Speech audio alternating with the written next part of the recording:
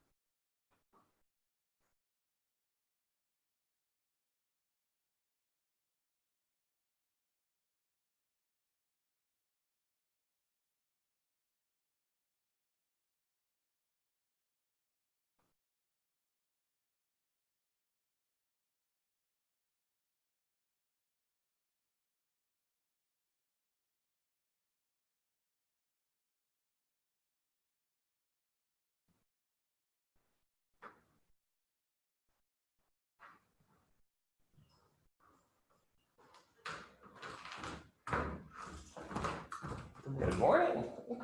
How are you doing, man? Good, good morning. All right.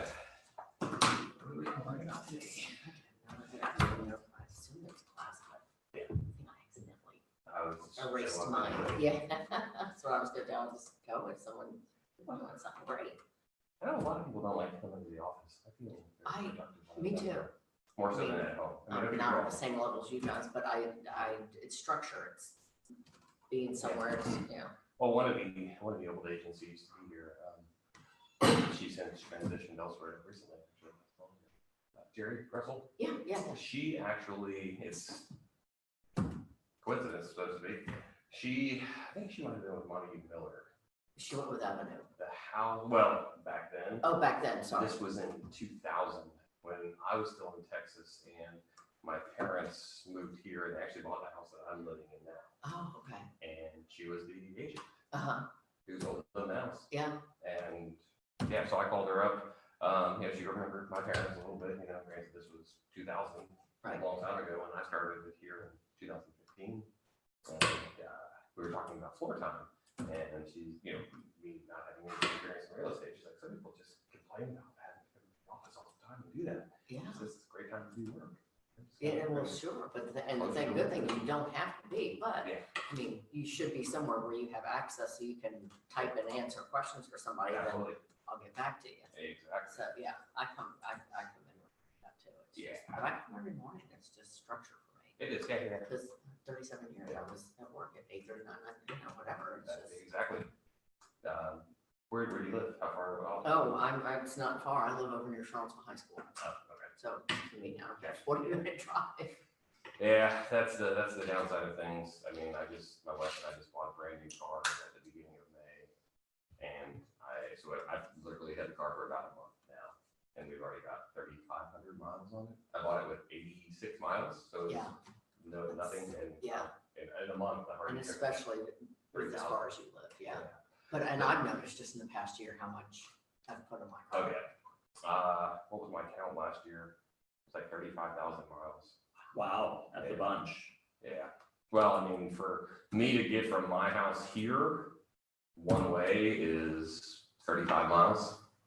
So for me to live up near Culpeper? I live in Shipman in Nelson County. The end of Livingston. Yeah. Yeah, down that area. Yeah. it's about, my house is about, there's one little crossroad. So like if this is 29, there's a little road that kind of goes through town. Mhm. I'm a very visual person.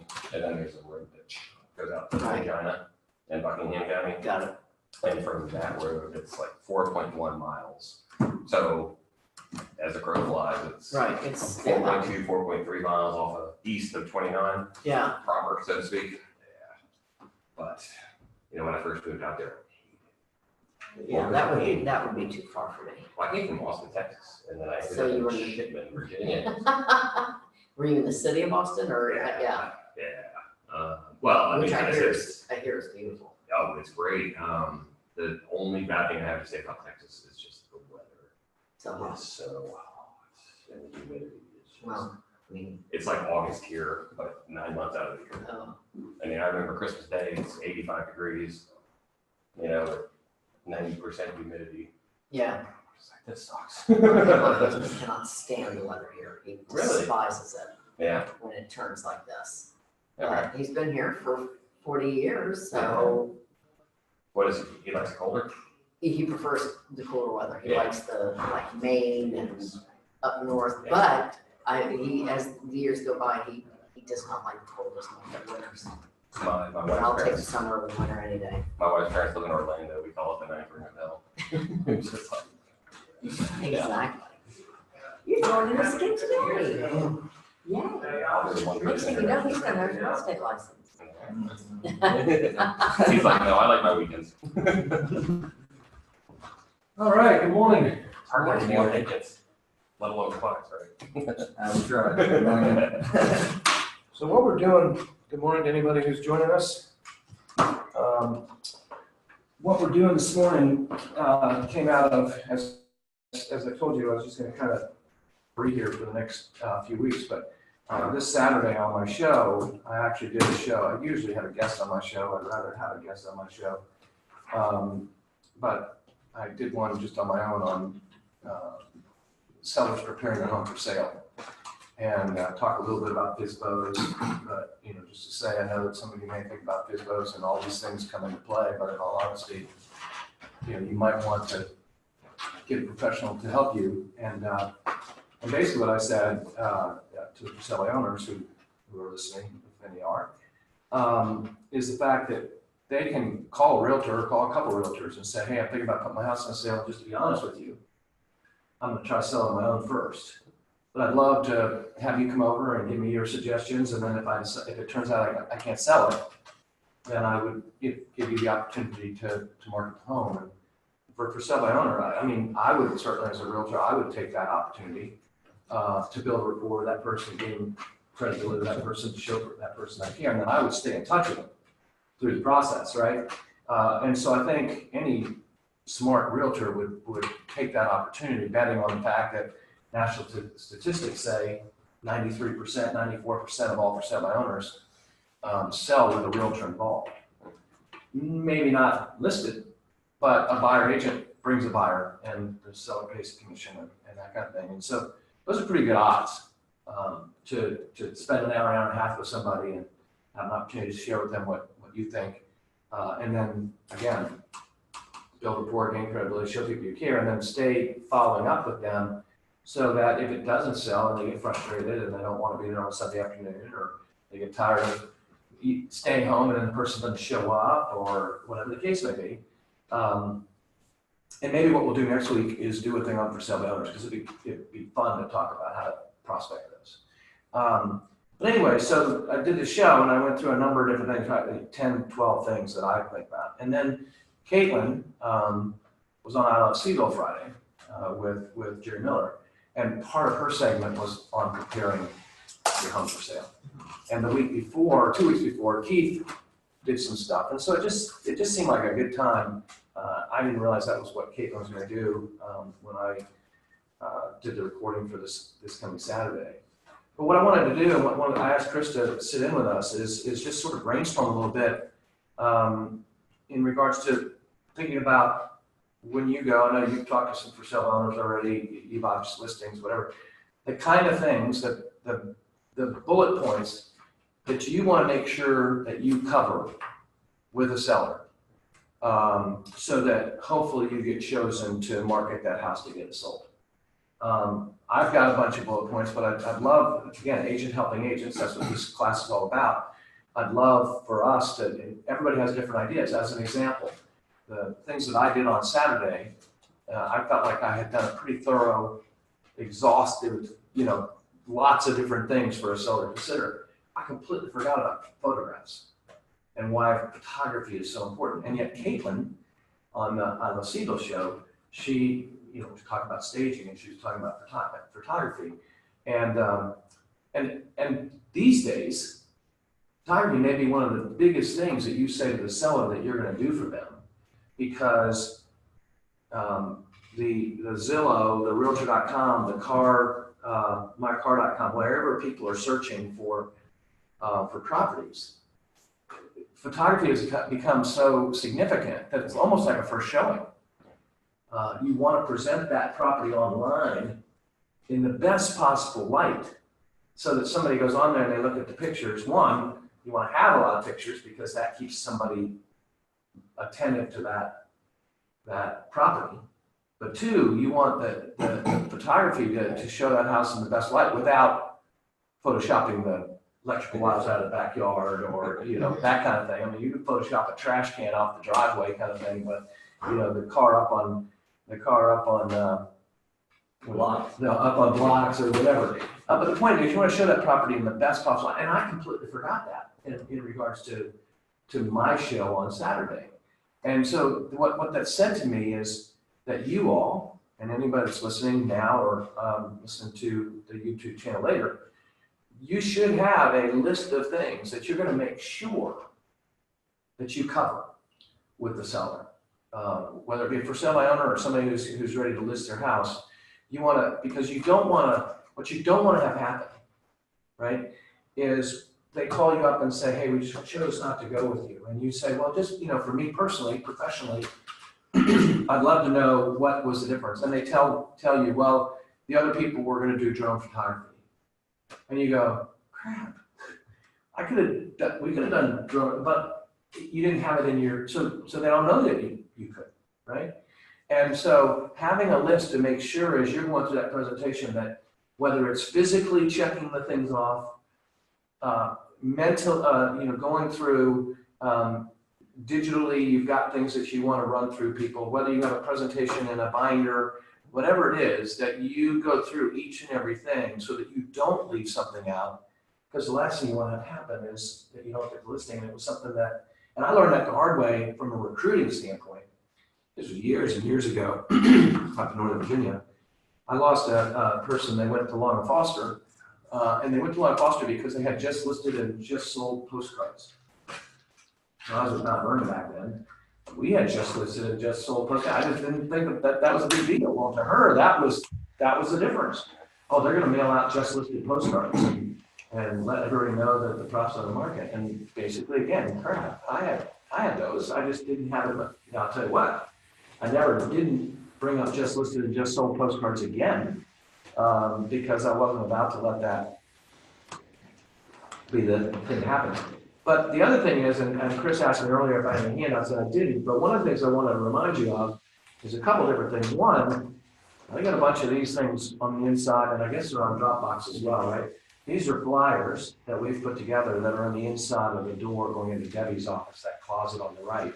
And I just picked up a few, just, there's listing your home for sale presentation agenda, why Roy Wheeler, comparative market analysis, marketing your property, what makes Roy Wheeler a better choice for sellers, agent interview questions, which I think is a really important one. If you're going into a listing presentation, you want to think about what it is that you're going to communicate as to why Roy Wheeler, and then you want to leave questions with the seller that they're going to ask if they're competing or there are other agents competing. Hey, these are some questions, Mr. and Mrs. Seller, you might want to ask the other agent. Now, you want to make sure that all the questions are things that you're going to do, right? So you may have to personalize this. You may choose, maybe you're in a neighborhood where your home, we don't have much listed in there. So you may not want to ask, how many homes does your company have listed? Now, that's generic. Right now, we have 192 listings at Roy Wheeler throughout the whole area, land, whatever. So another company has 6.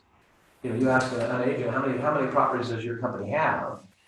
Well, most of them will say, I have no idea, right? And secondly, they may say, well, we have 6, or we have 9, or we have whatever. And the point of that being is, well, the reason I ask that question is because we're going to put your house on the market, and we're going to market it. But because we have 192 other listings, people are checking in with agents in regards to those properties online or calling or by sending an email or whatever. And that house may not be the right one for them, but yours might be. And so because we have all these other listings, we have an opportunity to move them from this property that didn't work for them to yours. And that can be a differentiator right there. You know, and people don't think about that. The same thing in regards to handling the objection of advertising. Well, why don't I see my property advertised more than I do? Well, the reason being is we have a lot of listings. But if you look at our listings, we advertise. Chris does a good job of advertising different price ranges. So if somebody calls in on a particular price range, that house, it's like your house is being advertised. Because somebody calls in on that price range, and that's not for them. Oh, well, I saw a house the other day, and we talked about this in regards to why previewing is so important. I saw a house the other day that I think would be perfect for you. It's listed over in such and whatever, and you move them from what they thought they were calling on to something that works more for them. So anyway, the point being is there are a lot of these in Dropbox. Also, I think all of you have taken the Toolkit CMA program that Mary trains on. Sometimes you just can pull that up and that's enough.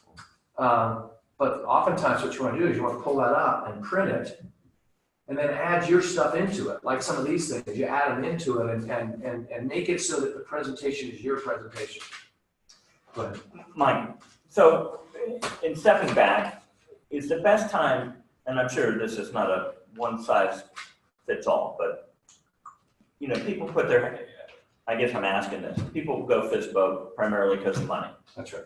Is that what your experience? Absolutely. So is the best time to approach them the first day you see the sign, or should you wait 60 days, let them get tired? I mean, So that's a great question, and the reason why I think my training on for sale by owner is better than anybody else's is because of that question.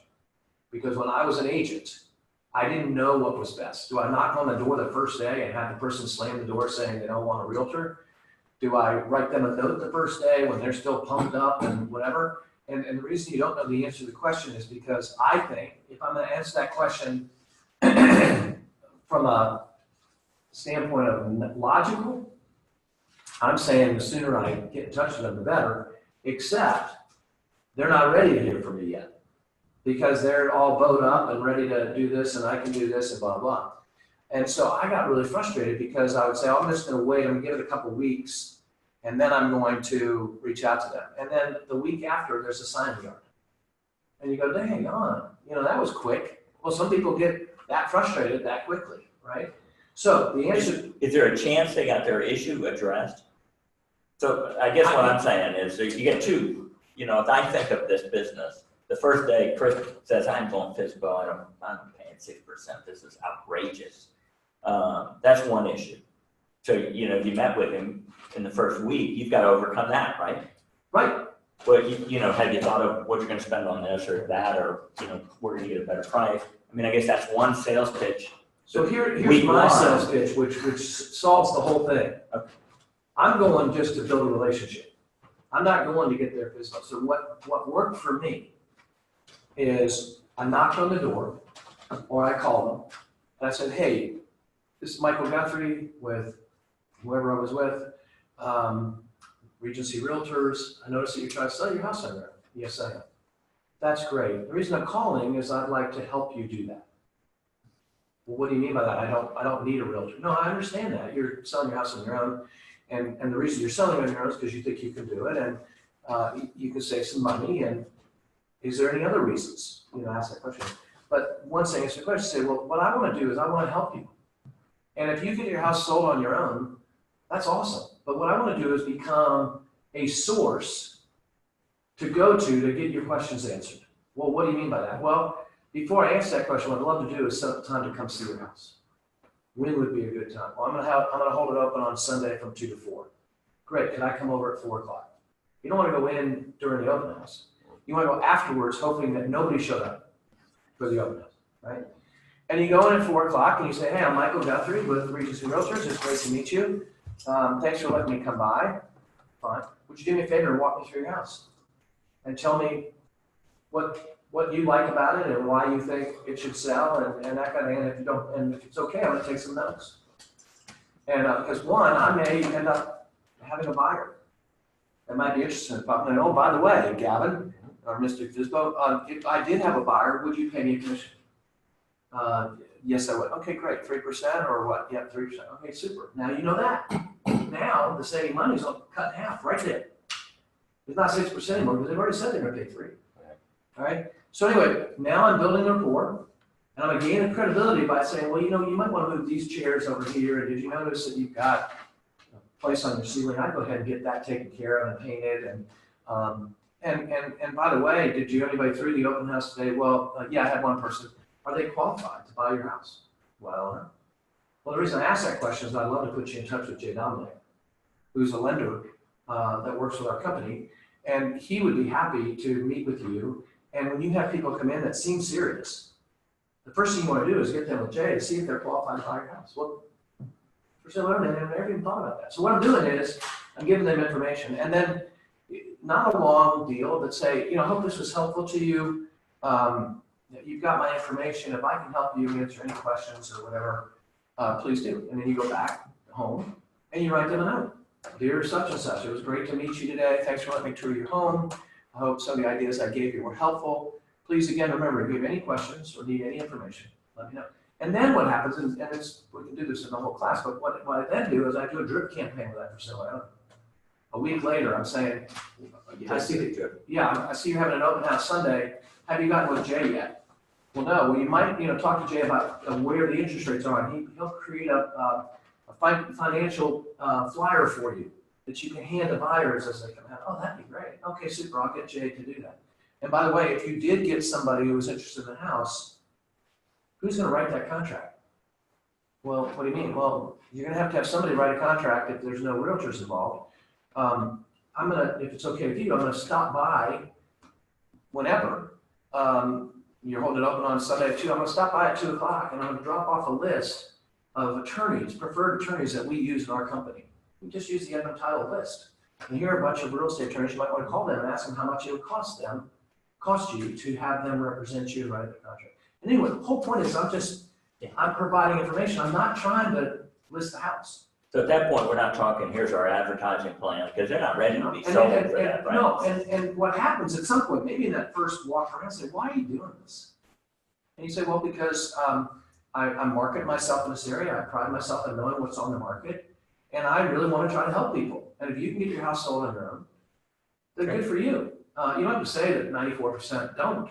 You just say, if you can, that's good. If I can help you with that, that's great. And so what's in it for you? You say, all I ask, and it's very simple. All I ask is that if you do decide at some point to list with a realtor, you would give me the opportunity to come talk to you about how I would market your house to get it sold. And that to me is key language.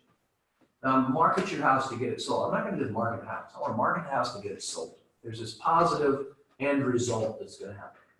Okay, well, that makes sense. And in all honesty, I got to build trust with you.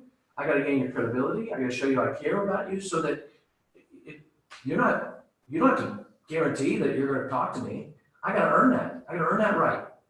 And they go, okay, well, that makes sense. And then you just slowly but surely follow up and do the things that you said you were going to do, so that when they get frustrated or whatever, they go, I'm gonna give a Bob Hauser and talk to the house. The other side of it is, let's just say they sell their house on their own, and it took 6 weeks, 8 weeks, whatever. You can bet while their house is on the market, they're talking about it at work. I got my house on the market. If you know anybody wants to buy it, oh God, I can never do that without a realtor. Well, I'm doing it, and well, that's great. And then someday they come in all puffed up because they got a contract in their house, and they start talking about it and whatever, and say, well, that's really great. I'm thinking about putting my house on the market. Oh, well, you should try doing it. Oh, I can never do it on my own. I would want to have a realtor. What's that for sale buyer going to do? Well, hey, I think you should talk to Bob Hauser.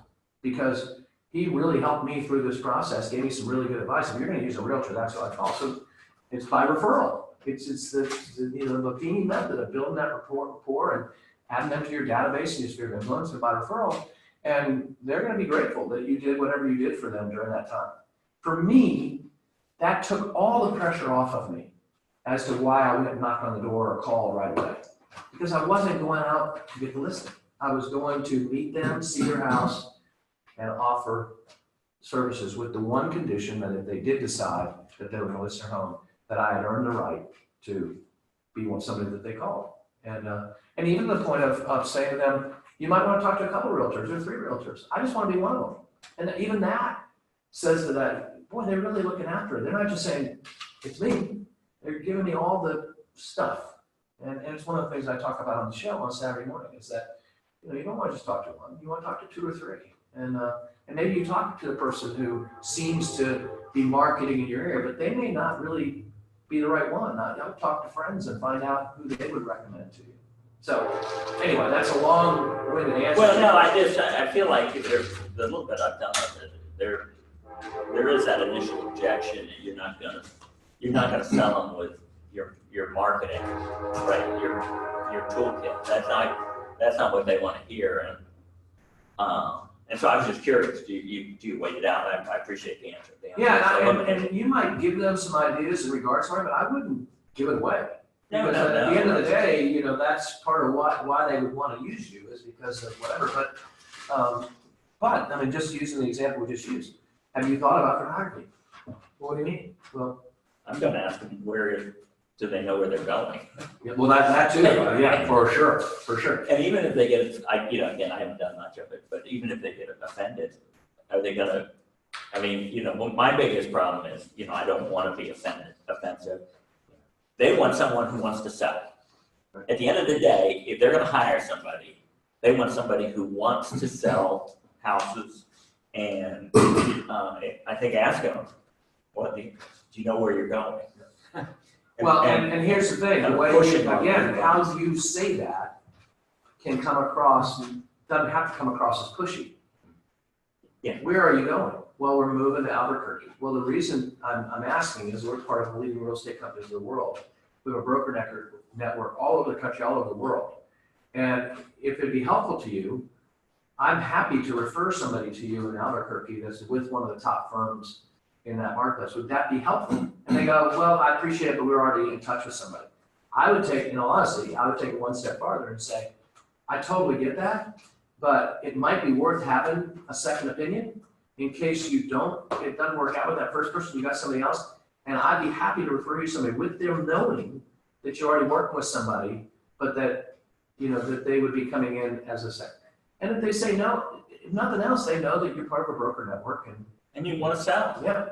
So if they turn around and say, I want to sell my home and I'm going to hire somebody, you want to hire somebody who actually appears aggressive and wants to sell, right? Yeah. If you're afraid to ask for the sale, I think that kind of drives the nail in the coffin of why they hire you. Well, and again, it's a differentiator because when you now brought up the leading real estate companies of the world, and this goes back to preparing a house for the market and getting a listing, is by talking about the leading real estate companies of the world. They say, what is that? Well, it's a broker network of independent brokers all over the country that sells more properties in the United States than any other franchise, any other company. And you get the flyer that is in the presentation that shows leading RE in here, and Keller Williams and Remax and Sotheby's and all those different things. And so what that means is that if there are people that are moving from one place to the other, they may be on the leading real estate company in the world website, and your property is going to be listed. It's also going to be listed on Zillow and Realtor.com, whatever. But this is a place that it's going to be listed that a lot of other listings aren't. But it's just a way of, again, explaining the depth of what you have available to you, okay? With that, just real quickly, and I know this is off the top of your head, I didn't give you any time to prepare. If you're going into a listing presentation, what are the things that you're making sure that you talk about? I mean, just think of your listing presentation that you've done. First impression. Okay, of their property is one of the most important things. okay, when you talk about first impression, how do you communicate to that? How do you get to that place with them? I would think you'd want to be very positive. Again, I've never done a listing. And honest, I mean, honest about it, you gotta. But you want to be, I mean, they want you to love their house as much as they love it, right? Because you're going to sell it. Sometimes it's hard. And Yeah. if, you know, if you come, I mean, I would think if you came across as, no, you know, it's okay, but you gotta fix this, and this, I would think that would leave a kind of a bad taste. Even though you, in your back of your mind, you're still thinking, they gotta fix that stuff. But don't you wanna leave them with the impression that it's a great home? And there again, it comes, I think, to how you say it. So how you think bring it about across. the term we're using, preparing your home for sale. All right, when I come in and talk to you about listing your house, part of what we're doing is preparing your home for sale. Now I'm setting a table. Well, what do you mean by that? Well, let's walk through this. Do you mind if we get up from the table at this point and go outside and start in the driveway or even from the street and walk up the driveway? And I want, you know, we're gonna walk out, and by the time, and you can joke however you want to do it and do your own shtick, but I used to say, pretend like by the time we get to the street, I've hypnotized you, and you're now a buyer coming to look at this house. You're not the seller anymore. You haven't raised your whole family here. You're a buyer coming to look at the house. And we started the street. We've gotten out of the car, and now you're a buyer versus a seller.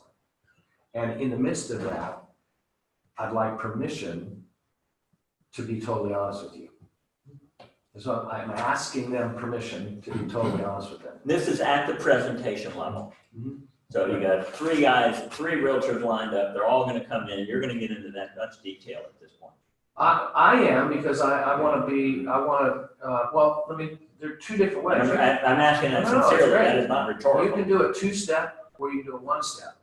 A two-step deal is that you walk through the house with them and you get a feel for it, and then you come back a second time and give them with what we've done, this is what I think, okay?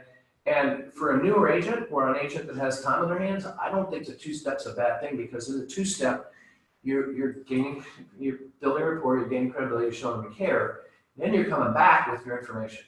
As you get more experience and you're trying to be more time efficient, you probably don't want to do a two-step. You want to get in there, do your thing, and you get good enough that you can do it all in an hour, hour and a half. But I think doing that, and getting them out and doing that, I've now differentiated myself, because most other agents aren't going to do that. They're going to sit at And the the table. seller's gonna like it, What's that? they're gonna like it. They're going to like it, because, again, one of the things we're going to need to do, if you choose me to list your home, is we're going to prepare your home so that it's in the best light possible when we put it on the market. So what we're going to do right now is look at things that we might need to do. Well, I don't want to spend any money. Well, that's okay. There may be some things we can do without spending any money. But I still want to go through and you see a checklist of things that a buyer is going to notice when they come to your house. Now, you may choose to, I don't care. I want to sell it at this price as is. That's great. That's good information for you to know. And in your head, you're saying, okay, that means we're going to have to be lower price than they thought it would be. And also in my head says, okay, I got an unreasonable person, but I really want to take this business. I really want to have a heartache of somebody who's not going to do anything and yet wants top dollar, blah, blah. But anyway, we started the street, and I just walk in, and as you get onto the sidewalk, all you gotta do, you don't have to really say anything. You just have to look. And you look at the flower bed with the weeds in it, and not a lot of mulch or whatever, and you just look and they go, we probably ought to spruce that up. Yeah, I would. Then you just start writing up. You get to the front door. If you came to my front door, our front door used to be red. It's now maroon because of the sun beating on it. Look at that, and it's faded and whatever. And most times they're going to bring it up. You're not going to. You just have to look at it. You get in the house, you look in a corner, and you see some cobwebs or whatever. You look at it, and then after about the fourth or fifth time, now it's kind of fun because they're finding it before you're finding it. And you just walk through the house, and at the end of the day, you've got a list of things that a lot of them that can be just done sprucing up. And there may be some things that they really should consider that are significant. They may have broken seals in the thermopane windows. They may have something like that. that's significant. You want to get that done here. You don't want them to feel like there's a leak upstairs. And immediately it causes them to think, what else is wrong with the house? So it's not a long thing. You're just doing it, and in 10 minutes, you kind of get through the house, and then you sit back down and you have the list, and you don't have to bring it up again. You've just done that. You've got the list. They know what you think, whatever, and then you start getting into let's talk about what Roy Wheeler's going to do to market your house to get it sold. Tell me about where you're going, what your time frame is, those kinds of things. But going back to Logan, what you said, first impression, that's how I would present it, the first impression. And then again, see, I've already forgotten about it. Photography. As we do these things, we don't want to take a picture of the front yard when the yard is not mowed, or fresh flowers haven't been planted, or the first impression online may be as important as the first impression when somebody drives up to the driveway or the street to look at the house. A couple things, Caitlin, because I watched her hold it, which was really, really good. Took notes, but she said when you're there with a buyer and you're there at the door undoing the lock box and everything, they have time to sit and look around and soak up that first impression, which, as she also said, you don't get a second go around for a first impression. That's it. That's right there. And there's, So, buyers want to eliminate. Right, that's what they want, right? They don't want to make a decision. So they want to eliminate the choices as fast as they can and keep the process going, right? Right. That's what That's why they're when looking they- for flaws. when they shop online and they browse online, they can, just. When they pictures call alone in the office, sometimes, they're yeah. calling not to say, oh, we finally found the house. They're calling to rule it out. Yeah. How many bedrooms you have? Only 3. Why don't I want 4? That's why the preview is so important when you get a call like that or an email. And they say, oh, well, we're looking for 4 bedrooms. Oh, no problem. There's a house around the street corner that I saw just the other day. It's a nice condition. That's 4 bedrooms. Would you like to know more about that one? Now, I would have said, and after I get through my questions, is when you said, what do you need to prepare? I would say market knowledge, right? And so if you're going into a listing presentation, you need to know what's sold in the area, what's for sale in the area. Because my experience in dealing with homeowners is they know more than most realtors. It's great to hear from both buyers and sellers, but to me, it applies more to sellers, especially when you want a listing presentation. And it actually happened. I've been talking to somebody for 6 months. And of course, guess what day they decided to have our listing presentation? Saturday. Yeah. So I did it at 9 o'clock. It's an older home down in Scottsville. And I actually searched around and asked a couple people, and I ended up with Jim Bonner, actually. So he went on the presentation with me. Oh, nice. And the reason I wanted to include him is obviously knowledge, and I don't have experience with a 1900 house. Right. I needed somebody who knew what was going on, old Sure. farmhouse kind of deal. Yeah. We got the phrase that I always look for in a listing presentation, which always makes me feel like we have a chance. Thank you for your honesty. When the client says that, I feel like I've done my job. Yeah. Yeah, absolutely. That's I my think, qualifier. I think, the first impression, as Logan said, the first impression, both online, but also at the door, because most times, buyer and realtor, house isn't in good condition. And then finally the seller wakes up, smells the Folgers and says, we got to do the things you told us to do. And they do it a month later. That realtor and the buyer never go back to the house because they go, oh, we already saw that house and it was not in good condition. I mean, in that situation, you want to do whatever you can a month later to do a broker open and go back to the original agents that showed the property and say, hey, I just want to let you know we got a price reduction, plus we've done a number of things that you had. Is your buyer still looking? Yes, they are. Well, I just want to let you know the things that they had concern with, we've resolved. We'd love for you to come back. Because if you don't proactively, and again, you're telling the seller that as I get feedback from other agents, one of the first things I'm going to do is stay in touch with them until I know either the buyer died or they bought something. Because they never know whenever we did a price, if we do a price change, they're going to know first. If we upgrade something, they're going to know first. And again, the seller looking for somebody who's going to be assertive, that's the kind of thing that another realtor, even though they probably will do it, they don't talk about. And again, we've talked about this before. One of the things that I would recommend is that you go to a local restaurant or whatever and get a gift certificate, and for a month you market that for your open house and broker open and stuff. And you also, anybody that sends you feedback, either by email or by fax, in regards to the property, will be entered into the drawing for this gift certificate. You got a much better chance of an agent giving you feedback if there's something in it for them. Oh, I'm so sorry to get to you. I'm just so busy, and whatever. And nobody ever gives me that feedback. And I said, well, maybe if you gave feedback and I gave feedback, then other people would start giving feedback. But the point being is that there's something in it. You can even have a fact sheet, cover sheet that says feedback, price, condition, whatever, and with a fax number and fax it, or an email address or whatever. Or they can just email it to you and they're going to enter it into a drawing. You're telling the seller as part of your presentation that that's kind of what you do. There's a really good chance that no other realtor is doing that. And again, it's just a small thing, but it just says I'm doing things above and beyond to get the information we need so that we can put your house in the best shape possible. Going back to what you said, Bob, about market knowledge, absolutely critical in preparing your house is knowing where prices are. Because if you miss that on the high end, you're cooked. Even in the market that we're in right now, where things are, selling pretty, in a pretty good fashion.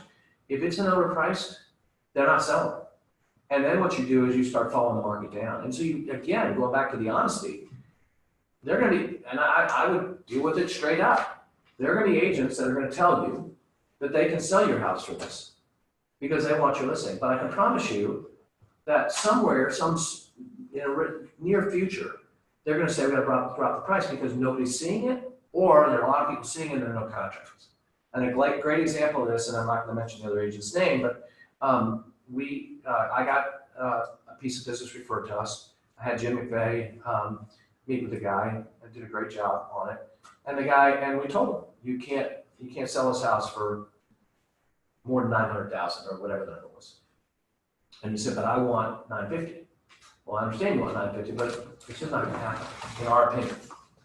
And we asked for the honesty, and they said yes. And so he listed with an agent who said, I can get you $1 million, and I'll do it in 30 days.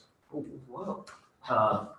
It didn't happen in 30 days. Better walk the walk then. It didn't happen in 60 days. And now I think we're very close to Jim getting that listing because Jim was honest with the guy in the first place. And he told the seller, okay, he can get you $1 million in 30 days. Don't list for more than 30 days. Or at most list for 60 days. Because what's going to happen is they're going to come back to you and say, we can't get that price, we need to lower the price. And so that's kind of where we are in that time frame. But the point being is there are agents out there that are known for taking overpriced listings and then just walking people back just to get the business. In my opinion, that's not who we want to be. We want to have the market knowledge to say, here's where we are in this price range, and this is where I think you need to be. An example in my neighborhood, house that we had listed, sold, I forget, I think it sold for $670 something. Another house came on the market for $699. Obviously, I would love for somebody to get $699 in Still Meadow. But within 10 days, they went from $699 to $650. And the reason being is they threw the spaghetti up, and the agent said, okay, we'll try it. This is what I think the conversation was. We'll try it, but we need to be aggressive if it doesn't happen, because these people had already bought another house and moved in and that kind of thing. So they threw the spaghetti up on the wall. It didn't stick. And so they immediately went to $650. And from what I understand, I don't know for sure, but what I understand it's now under contract because Mike Plecker had somebody who was interested in seeing it. And the agent said, we're just in the midst of finalizing it. So getting down into the right price range, man, because it was a beautiful house, nice condition, it just was too much. So the point being, the market knowledge and preparing the house for sale is absolutely important. And they have to trust, again, how am I gaining the credibility so they believe me? How am I doing it? So when somebody talks to you and you're talking about price, how do you get them to trust you enough to go with what you think?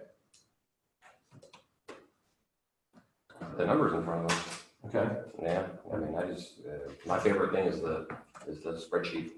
I don't print out the individual data sheets. I'll actually put it in the spreadsheet form and circle the number and say, this is what it is. So on the spreadsheet, walk with the columns, because it's a good idea. What do you have on there? It's got a list price, Days on market, bedrooms, bathrooms, square footage, year built, and then typically sales price. And then at the end, it does the average, of all the sales. We could create an Excel spreadsheet template for that, couldn't we? That would be cool. Yep. Yeah. I mean, it's kind of like you do it your, in Paragon. well, yeah, I'd say it's like your Paragon. When you pull up, you can customize that however you want. Like on You Saturday, can do it right off the Paragon. I created my own listing packet, so to speak. I always print that out, and I gave these people. We did, obviously, I love that first meeting. I haven't seen the house, so what's the price? Slow down, I don't know yet. Yeah. And so we had to do that. But I gave them the comps, and I always include that in the paperwork that I give to potential sellers, and just say, here's what's happening, over the last however many days.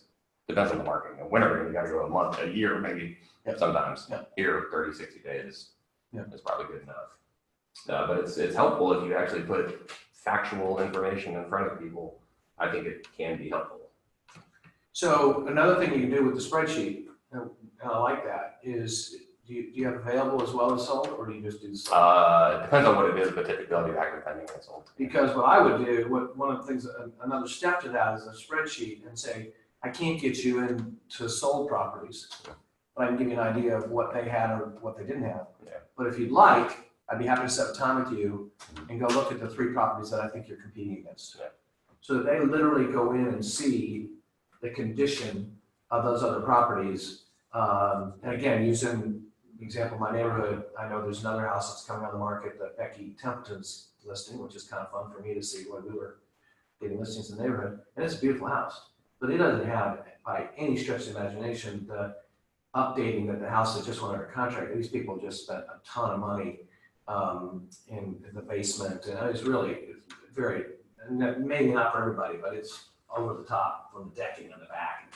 The point being is, I'm getting this house ready for the market. This one's still active.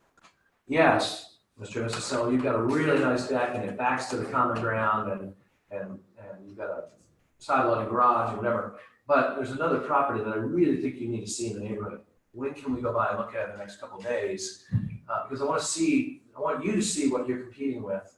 1, because of price, and 2, because there's some things that house has that you're not. So in my opinion, this house going under contract is the best thing that could happen for Becky's. Because people aren't going to be able to see just how, wow, the decking off the main level and then the entertainment area in the basement lot onto the patio on the back. But the point being is that, again, it's another thing that another agent may not offer. These things are they in the house at all anymore? That's Mike Peters rolling around. Oh, okay. All right. I was gonna say, I had a big squirrel. But anyway, I'd be happy to take an hour in the next few days before you make a decision in regards to price and who you're gonna choose to show you this. Because I'm willing to go the extra effort to help you get this right. And it gives me another chance to be with them and build rapport and that kind of thing. So again, market knowledge, absolutely critical. I just find that when the couple people I talked to, they live in the neighborhood, they know the people's names, and the little bit I can tell is they expect you to know as much as they know.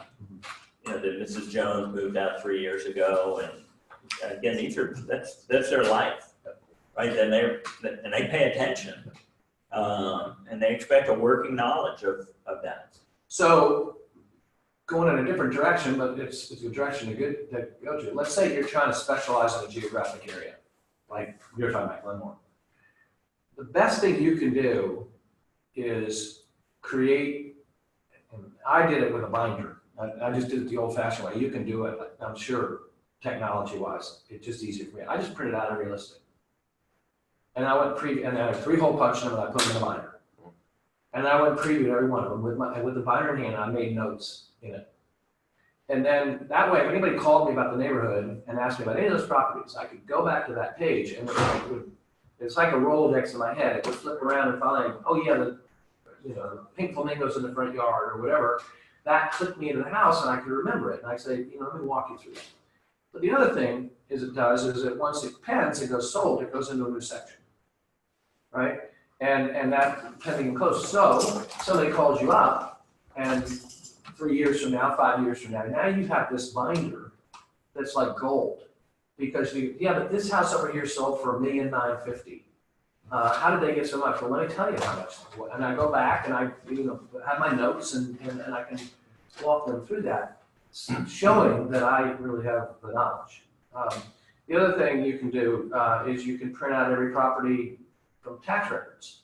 And again, in the binder. So now you got every property in a particular section of Glenmore that you're trying to specialize in. You know who owns it, you know the absentee owners, which is another wonderful place to prospect for business because they don't know, like that person knows the names. They've been renting it, whatever, and so every so often you send them something on a 6-month market update, or you may be the only one that's sending them information because agents are lazy, or at least most agents are lazy. When they mail to friends or neighbor or whatever. They don't take the time to literally create the It's so time consuming. right, it is time consuming to do the labels and everything. The two things about the labels is it's going to that person, and two, if they don't live anymore, you're gonna get it back.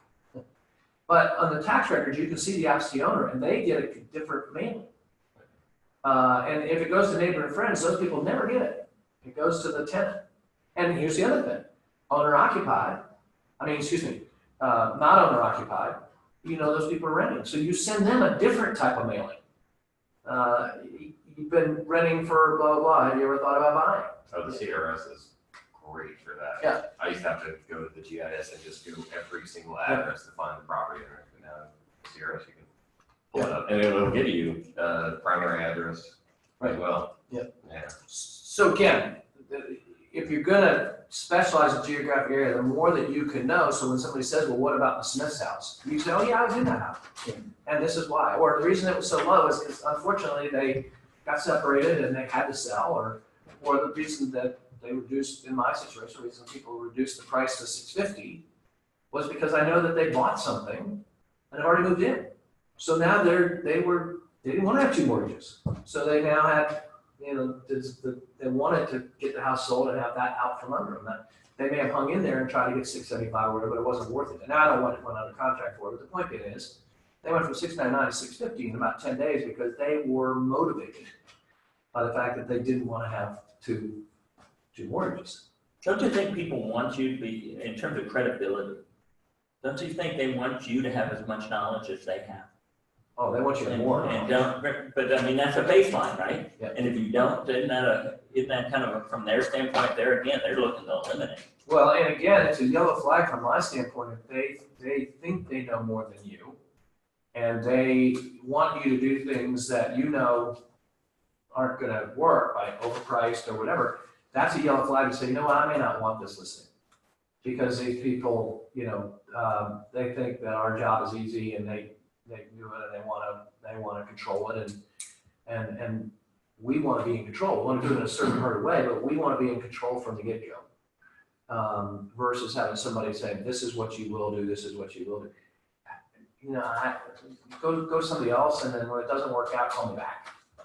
And let's talk a second time. Frank Quayle always says he always likes to be the second, if not the third date. Because if somebody's gonna be unrealistic, he didn't want the hassle of dealing with that person. He wants to wait till after they've realized that they didn't know as much as they thought they did, and now they're really ready to do something. And that's where, again, being totally honest is so important. I hate to go back to that, but it's true. It's part, if I don't get the listing or if I don't want the listing, one of the things I'm gonna leave them with is I'm gonna say, Chris, I really appreciate your time. I think you need to be going in a different direction with Realty because I don't think we're on the same wavelength as to what needs to be done. But I appreciate the fact that you've given me the opportunity to be honest with you. And if you find down the road that what I was saying made sense and was reasonable, and it doesn't work out with whoever you choose, I'd love for you to call me back and for us to have another conversation. Or it might be that the people are just as nice as can be, but they need to get $700,000 for this house. And they're not going to get anything more than $650 at the most. And you have a nice conversation and everything's great, but they say, this person over here thinks they can give me $700,000. I really appreciate your honesty. I appreciate you letting me be honest with you. Here's what I'd like for you to do. I think you should list with that person because that's where you want to go. But what I'd like you to do is don't sign a long-term listing. Sign a 60-day listing. And with the understanding hey, if you do your job and we're comfortable, then we'll extend it. But if within a month or so, the agent calls you back and says, hey, we got to reduce to 650, I hope you'll remember who was honest with you in the first place. And when that listing expires, you'll give me another opportunity to come in and talk to you, because I'm the one who told you it should be at that price in the first place. You may have already had your house sold by then, but at the same time, if it sells, if I notice that you get a contract and after it closes, I see that you got close to your number, I'm gonna be the first person to congratulate you because I was wrong. But you don't wanna have a realtor that is not enthusiastic about selling your home at 700,000. And that, I can't be enthusiastic about it. I really believe that I'd just be waiting for you to realize we need to lower the price. And so if you sell it up there and you get it, man, I'm gonna be so happy for you. But I just personally don't think that that's the right number. It works. The honesty part, it does. I mean, I've had multiple people come to me and said other people have told me lies, and you didn't, and that's why I want to work with you. And that's the sole reason that I've gotten a client. Yeah. You know, it works. Yeah. It's that way in life general, if you're Yeah. honest. Well, again, I personally think all three have to happen. The building rapport, the gaining credibility, and then showing people you care builds the trust at the end.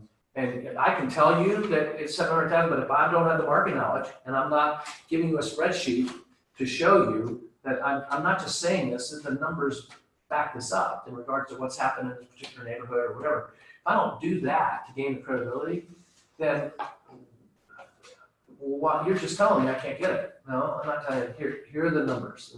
And yeah, they're always the outliers. But more times than not, this is the direction this thing's gonna go.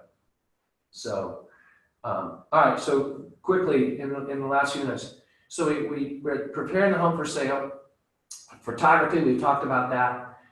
And so get with Chris. If you don't have somebody, when you're talking, you know, that we can do this type of photography, we can do that kind of photography. This is and you've got to make a decision in your mind, how much are you willing to spend?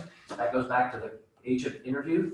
You may want to just have somebody local who's gonna charge $100, $150 to give you some really nice shots. Or you might go to John Hancock and Richmond and get the drone and really, you know, uptick it. And depending on the property, the upticking may make the difference, because if you post a drone with a video type of thing attached to it, you're getting a lot more stickiness to it than you are just with the photography. So the photography, the market knowledge, absolutely important. All right, what am I going to do in preparing the house for the market? Where are we going to plan to market this property? And I think one of the things that we have going for us is that we continue to market in print media, where a lot of companies aren't. And that may be the difference. Somebody may want to see their ad in the paper. And again, and I don't know if it's in this thing, but if it's not, you add that in. Where is the property going to be advertised? You want the other agent to say, well, we don't do advertising. Or we only do it on the internet because that's where everybody comes from. And what we want to do is say, we not only do the print because there's still people that read the newspaper, but we're also very engaged in the online. You want to get with Chris to talk about the different things like Facebook posting and Instagram, and you want to create that, that you want them to know that the property is going to be marketed online, and social media is going to be a part of it, because that's the buzz. And we're doing those things. You don't want to forget to tell those people that. The other thing that's really nice about Facebook posting and boosting, and you don't have to tell them this, is it costs almost nothing. When you say you're going to boost it out and you're going to do it in a demographic area, and people make over $100,000, or people that are from Northern Virginia or whatever, and they go, well, that's awesome. And you can pay as little as $10, $25, whatever, to boost that out. And that can be the panache right there that says to somebody, oh, well, they're going to do that for me, so I'm going to go that direction. Something else I think is helpful too, I mean, especially with my experience in wintergreen, but also with some of the properties. I'm starting to get more Albemarle, just being a peer work rather than wintergreen, and offering, which I don't think it really matters too much because of Zillow and Trulia, basically. But I'll offer for us to do it at a relatively low cost to put it in another MLS, like Northern Virginia or Lynchburg. But I mean, if you put it in this, the buyer's still gonna see it in Utah. You know, they're gonna look at Zillow. Right. But that's just another, way you can tell the seller, hey, I'm doing what this guy's not, and it costs people here now do it for a couple $100 maybe. To put in a, So what he's talking about is realtors in our company Yeah. are members of different MLSs. So we've Oh, got, really? yeah, so we've got Bright up in Northern Virginia and east of town. We've got Central MLS. There are a couple agents that are Richmond MLS. out of curiosity, I don't even know the number, how many, we've got 1,000 here in Charlottesville. How many Northern Virginia agents are there? 5,000, 20,000? Oh, no, there's, it's about probably 13, I think. 13, okay. Yeah. It's something in that number, Yeah. 13. But, and again, getting off track, but it's still important. Just like you're seeing more bears in Charlottesville, because they're trying to find things to eat, because they're being forced out of different natural habitats, you're seeing more Northern Virginia agents in our marketplace. And the reason being is they don't have enough inventory in Culpeper or whatever, so they're coming across the line into the car MLS, and we're seeing more buyers that are coming with an agent from Northern Virginia than reaching out and contacting you. How do we get a Madison?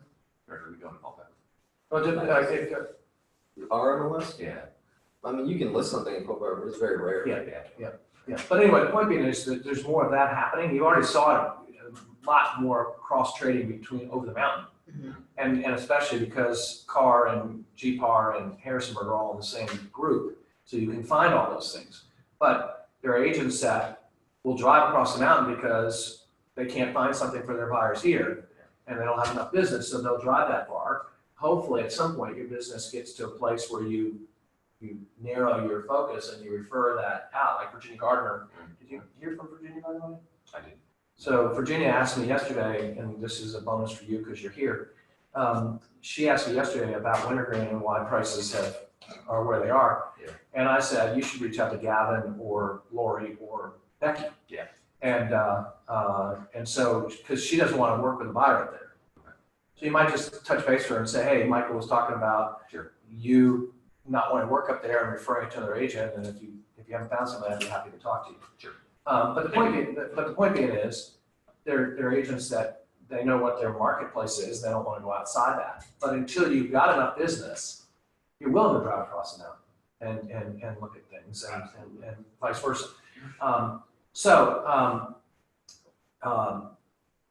think that and we'll finish this up next week because there's more to go through this. But I think the big thing is if we haven't communicated it, the more that we can be creative and innovative in telling the sellers what we're going to do for them versus the normal, here's your CMA, we're going to advertise in the newspaper, we're going to do this and this.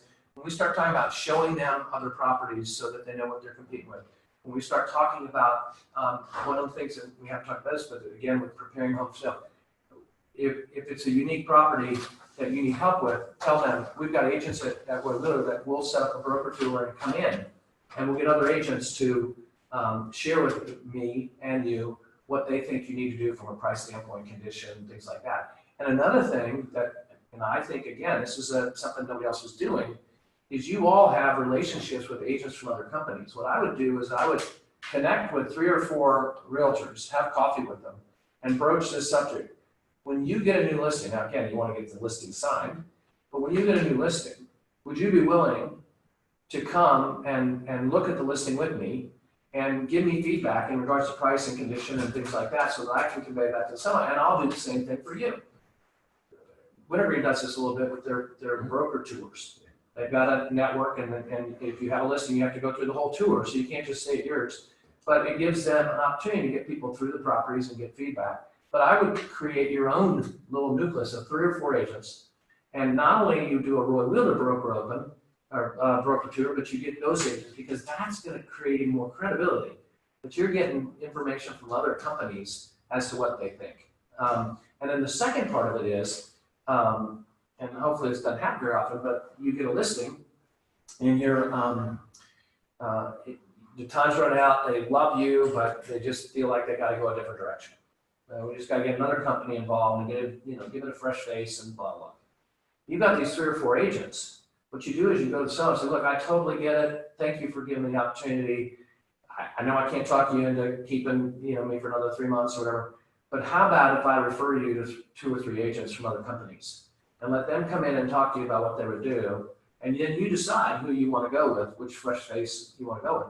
What you're doing is you're going to get a referral fee from those other agents for giving them that opportunity. If you get this listing, will you pay me a 25% referral fee because I'm going to hand you this opportunity? So at least you have a chance of getting something out of what you've put into it for the last X amount of time.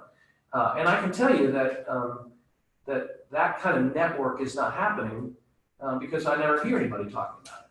But I think to set that up and use that as part of your differentiator, that I've got friends from other companies that are going to give us feedback right away and let us know how we're doing so that we can make sure we're on the right track. And again, if you do that, agent interview. How are you going to get agents in here to give us an opinion of what we're doing? And you say, well, not only are we going to have Wheeler agents, but I've got a network of agents that will come in and do it as well. I think it's Maybe one of those networks has a buyer for that house. That's right. Yeah, That's exactly before it right. even goes anywhere. Yeah, exactly right. I think it's more back to the relationship part of things.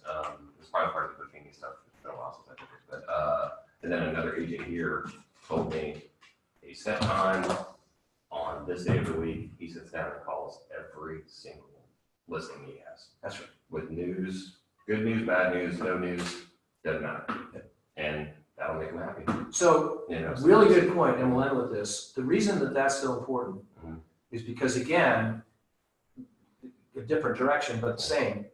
One of the things I want to do is on a weekly basis, we're going to check in. Yeah. Would you rather be by email? Would you rather be a text, or would you rather have a phone call? Let them make that decision, and then say, what's the best day and time to do that? Well, I usually get home, blah, blah. How about Wednesdays at 5:30? Great. And you mark it in and you put in your calendar, and I'm going to reach out to you and I'm going to give you feedback on who's showing the property and nobody's showing the property. I'm still going to be in touch with you. And what happens with that is, 1, you're communicating that you're going to do that for them. 2, it cuts down them calling you. Yeah.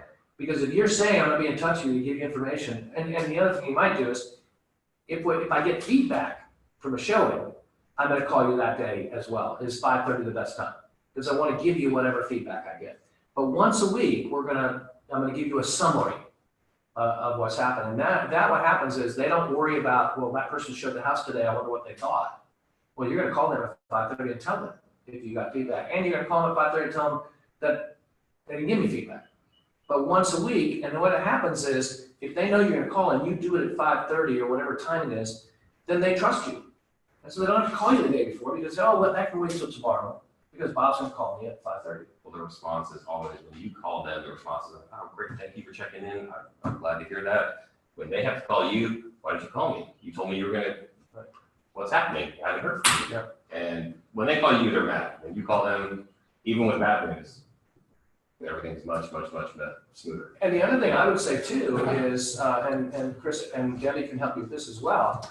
If it's been advertised in the Real Estate Weekly or Find Properties, or you did a Facebook boost or whatever, you send them information prior to that call, just a snapshot of how many people saw the Facebook boost, how much, how many people, what. And so that goes to them so that then they don't say, what have you done for me this week? And we're marketing the property. You give them that information via email or something, and then you follow up and say, hey, did you see the email I sent you about the Facebook post? Or did you see how many views we got when we put that video online? Or, and like one of the things that I do is, and if you have a listing and it gets boosted, one of the first things I do is I share it. As soon as I see that Chris posts it out there, I'm sharing and saying, oh, Logan would love to have a chance to meet you at Prophet Ridge this Sunday. Please stop by and see her between 2 and 4. And so I try to add to the expansion of that because I know that I have a fairly strong network. And if I send it out, then hopefully other people are viewing it. So that ends up making the numbers better for you when you go to report them to your seller. So that's another thing to do, which a lot of people say, well, what have you done for me? Well, I've done this, this, and this. Well, you didn't tell them that. So that's why they're asking why. You don't want to ever have them ask you what you're doing next. And that's why the 90-day marketing plan, again, going back to the roadmap for success that we have here, the manual for that. There's examples of a 90-day marketing plan in there. To have a 90-day marketing plan so that they know exactly what you're gonna do. You don't wanna do everything the first week or 10 days in that marketing plan. We're gonna do this, and we're gonna do this, and then if we don't get the traffic, then we'll do a public open. So you wanna make it last so that they're not saying, man, you haven't done anything in weeks. And you're communicating to them all the time about what it is that you're gonna do next. So, all right? Yep. Awesome. Thank you. Wonderful. Thank you. Thanks, Chris.